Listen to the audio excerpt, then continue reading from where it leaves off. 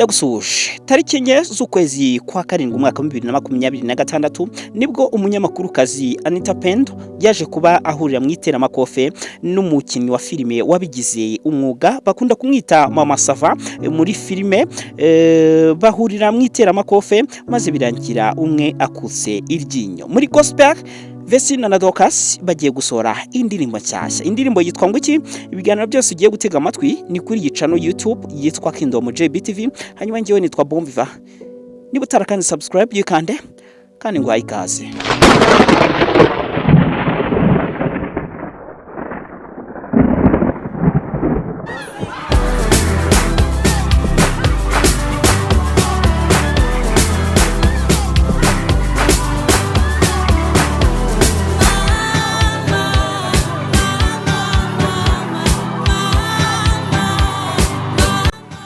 Yes, hari ku itariki enye z'ukwezi kwa karindwi umwaka wa 2026 byari bishyushye rero hagati y'igitsina gore ubwo ndavuga abadamu babiri ari kumwe nta mugabo agira nta n'umwana ntabwo yari yashinga urugo ubwo ndavuga Mama Sava mu gihe Anita Pendo uyu ni umunyamakuru wabigize umwuga umunyamakuru w'umusitari uzwi cyane mu Rwanda. Ubwo rero ni yari ishiraniro ryari iteramakofe kuko bari bamaze iminsi barabitangaje barabishyize ku mugaragaro. Anita Pendo avuga ati nzivuga n'umuntu ariko nta mutima mubi n'ubundi byari kugira ngo bashyushye icyo twita itangazamakuru. Anita Pendo ati nzivuga n'umuntu. Mama Sava nawe ati atirahira kuzahava. Ubwo rero wabonaga ko ari ishiraniro rwose n'abantu bari bahari rwose bavuze bati ibi bintu birakabaho, ibi bintu rwose ni sawa, ni ibintu rero wabonaga biryoheye amaso. Muti rero byagenze bite? Uko byatangiye byari kuwa gatanu w'icyumweru gishize bakinnye icyo twita boxing igizwe na round enye. Muri izo round enye Mama Sava yaje gukubitamo round ya gatatu yemeza umuntu kabisa ku buryo Anita Pendo yaragiye no kwasiga ubuzima bamukubise ku buryo n'iryinyo ryabigendeyemo iryinyo ryabigendeyemo iryinyo rya Anita Pendo barikuye rwose wabonaga ari gusa naho acira amaraso. Ubwo rero Anita Pendo no kumwihanganisha byari nyine byari ring no kubashyira muri ring nyine bagahangana. Ubwo rero iyo ring byaje kurangira round ya gatatu rero Mama Sava ayimukubisemo. Ubwo round ya mbere Anita Pendo yari yayitsinze yari yamwahagije round ya kabiri nayo Anita Pendo aramwahagiza ariko round ya gatatu Mama Sava yaje kumwereka ko ibintu byose burya byahinduka. Nawe ariyagambura arakubita ku buryo nyine wabonaga ko ari abantu b'ababyeyi nyine barimo bakina, mbese ukabona nyine ni ibintu bishimishije. Abana ba Anita Pendo bari bahari bavuga bati se mama bigenze bite mwoka byaramwe nyine, ariko ntabwo wabonaga basa naho bishimye, bumvaga nyine ariko uzi kugira ngo umubyeyi bamukubitira aho ngaho nawe uhari nyine ni ibintu batumvaga neza, ariko nyine sibo barose nyine Anita Pendo ava aho ngaho. Nawundi ya kane rero byagenze bite kugira ngo wumve uko byagenze. Round ya kane rero Anita Pendo yaje kuba nayo ayikubita. Ubwo birumvikana ko yahise amukubita icyo twakwita round eshatu mu gihe Mama Sava we yari yatsinze round imwe. Ibingibi byahise biha n'amahirwe Anita Pendo yo kuba yaza kwegukana iki gihembo ndetse n'iyi nsinzi yo kuri uyu wa gatanu. Anita Pendo rero nuko nguko yaje kuba azamurirwa akaboko. Murabizi ko umuntu wo muri ring iyo atsinze bigaragazwa nuko bamuzamuye akaboko bati Mr cyangwa se Misinde ati niwe utsinze. Hanyuma rero byaje kurangira Anita Pendo atsinze Mama Sava bigaragara, ariko ntabwo twavuga ngo yamutsinze cyane. Wabonaga ko njyewe ntanze amanota banganya ndamutse ntanze amanota, ariko nanone umusifuzi akavuga ati nkurikije uko nabibonye wowe wakubiswe knockout. Knockout ni cya kintu nyine bagukubita ukacyumvira mu ntuza mu bwonko. Ubwo rero Mama Sava ngo bamukubise knockout aribura, ariko byibura njyewe ndamutse ntanze amanota nayahereza bose, navuga nti wowe ni 10 nawe ni 10, kubera ko ntabwo byari byoroshye kabisa. Wabonaga ko n'igihe bitoje ntabwo ari igihe kinini. Muri interview Anita Pendo yatanze yagaragaje ko bitoje igihe kingana n'ukwezi kumwe gusa, kandi ubwo urabyumva ko ukwezi aba ari guke cyane.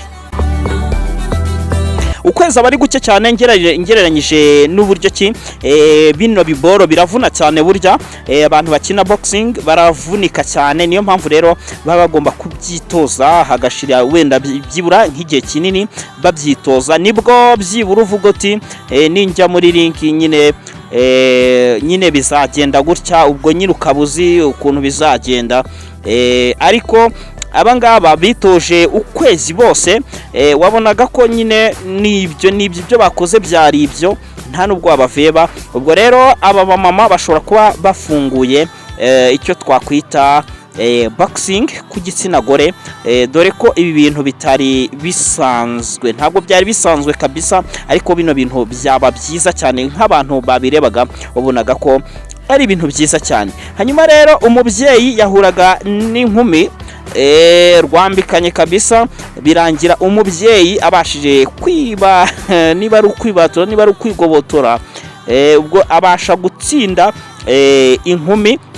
Ubwo inkumi ni Mama Sava, kubera ko Anita Pendo agize abana babiri, nabo ni bakuru ndakeka bashobora kuba biga primary 6 P6, uri kumva ko byanga byakunda ni bakuru cyane.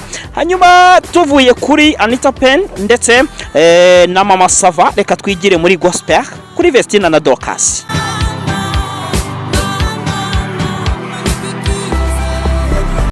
Mu minsi yashize aba bakobwa Vestina na Dorcas wabonaga ko ibintu biri kugenda bivugwa cyangwa se inkuru zigenda zivugwa, ni inkuru zari zigiye zicicikanya, inkuru nyine zo kwitangazamakuru nawe urasizi, bavuga bati Vestine yarabyaye, abandi bati nibihuha, abandi bati nibyo. Ariko uyu munsi tariki ya 6 y'ukwezi kwa 7 umwaka wa 2026, Vestine yaje kuba yiyemerera, yabishyize ku rukuta rwe rwa Instagram avuga ko yamaze kwibaruka umwana we wa mbere. Ibintu rero ni byiza cyane, ari naho bahitaga bakora n'ikiganiro Vestina na Dorcas, bakora ikiganiro kuri channel yabo YouTube kabisa, banabwira abakunzi babo ko bamaze kuba bahindura imirongo cyangwa se channel bakoreragaho. Ubwo rero bakaba baratandukanye na MIE ya Irene Murindahabi, bakaba baratandukanye nawe, ariko bakaba banamushimira igihe cyose bamaranye, kubera ko Irene burya baramwubaha cyane, ni nkaho ari umubyeyi wabo wa kabiri. Ubwo rero societe ya Irene Murindahabi ikaba yari imaze imyaka igera kuri 5 ireberera inyungu z'aba bana b'abakobwa. Iri tangazo rero akaba ari iryo basoye ku itariki 13 Kamena umwaka wa 2026, bagaragaza ko abari abana ubu bakuze ko bagomba nabo kujya kwihigira. Ubwo bana bakobwa mu byo bagiye bavuga, bavuze ku cyemezo, bavuze ko icyemezo bafashe bagifashe nyuma yo kubitekerezaho kandi neza, kandi ko bagiye gukomeza urugendo rwabo rw'umuziki bigendanye nuko bari basanzwe bakora, kandi bahise banashimira MIE ku ruhare yagize mu kubafasha ndetse no kubaka ubuzima bwabo bw'ejo hazaza. Mu minsi yakurikiyeho ku mbuga nkoranyambaga ndetse no mu bitangazamakuru hakaba harabaye impaka nyinshi ku masezerano bari bafitanye na MIE ndetse n'uburyo yatangiye kugenda ibintu mbese bitameze neza.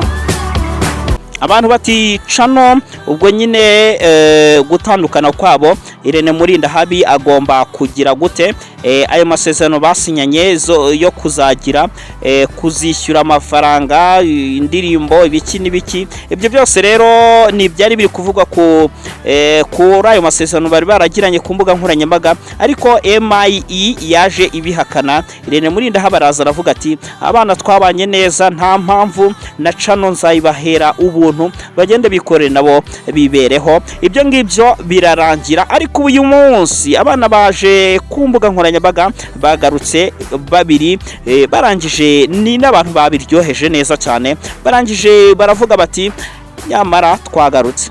Abantu banga kubyemera, abakobwa bati twagarutse. Uzi ikintu gihari, hari indirimbo bagiye gusohora, ni indirimbo nziza cyane, nyikubwire wa muntu we, ni indirimbo nziza, ni indirimbo nziza. Iyi ndirimbo rero bayiririmbye numva nanjye ngize emotion nshaka kurira. Iyi ni indirimbo yitwa Itabaza, ni indirimbo bagiye gushyira ahagaragara yitwa Itabaza. Ni indirimbo rero zabikubiyemo byinshi, irimo ubutumwa. Aba bana rero umuntu wabakunze n'ubundi komeza ubakurikirane, n'abana beza cyane. Ubu uyu munsi rero tukaba tugiye kongera kubabona muri music. Ubu rero twabashyigikira rwose nyaboneka, abana bari bafite impano. Ubu uyu munsi rero welcome Bettina and Dorcas. Yes, hanyuma reka nkubwire ngo niba utarakoze subscribe, uyu ni wo mwanya wo kugira ngo uyikande na like, kugira ngo ibiganiro byacu byose ujye ugenda ubibona. Iyi ndirimbo nisohoka nzaba ndi uwa mbere mu bantu bazahita bayikugezaho ako kanya. Hanyuma ikintu ngushimira nuko udahwema kudutega amatwi. Yino yitwa Kingdom JB TV, njye nitwa Bonviva. Ndagushimiye kandi ugira umunsi mwiza.